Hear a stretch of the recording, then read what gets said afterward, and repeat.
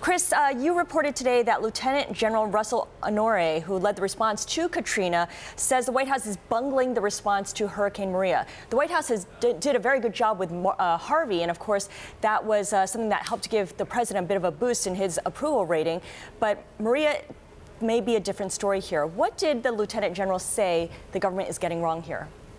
Yeah, his main point was that the Army and the military has to play a greater role. His view was when you've got the sort of infrastructure devastation we see in Puerto Rico, only DOD, the Department of Defense, really has the sort of manpower and equipment to get around those bottlenecks.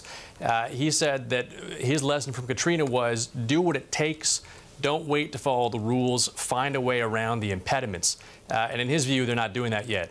But there are those that say, look, it can't always be an army response in these cases, and actually there needs to be some preparation behind the scenes ahead of a storm, as we saw with Hurricane Irma, actually, in Florida. Did he argue that point too?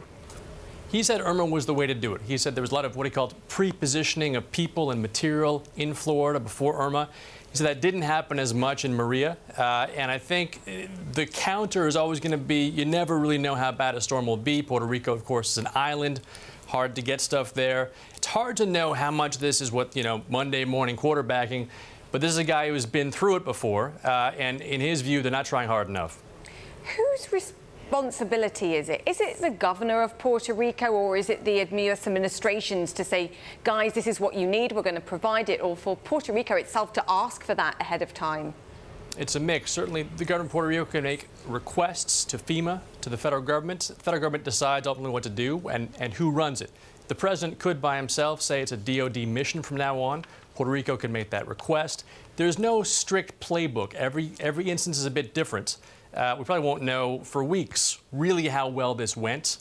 But there's certainly, as you said, a chorus of critics right now saying it's not going well enough yet. Yeah, and that was a great question, Julia, given that Puerto Rico's status as a territory makes it less clear than if, say, the state of Texas was asking for aid. Yeah. Chris, what does the situation in Puerto Rico mean for the rest of the U.S.? Will it affect folks who don't live on the island?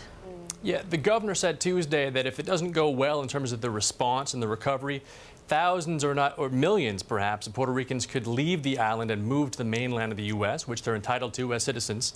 I spoke to people who say that the demands that would create on housing and on jobs and on social services could be huge, especially because they would probably concentrate in areas where there's already a big Puerto Rican population.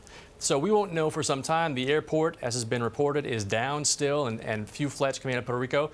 But over weeks and months, that'll be, I think, one of the best tests of the federal response. Are people leaving the island in large numbers?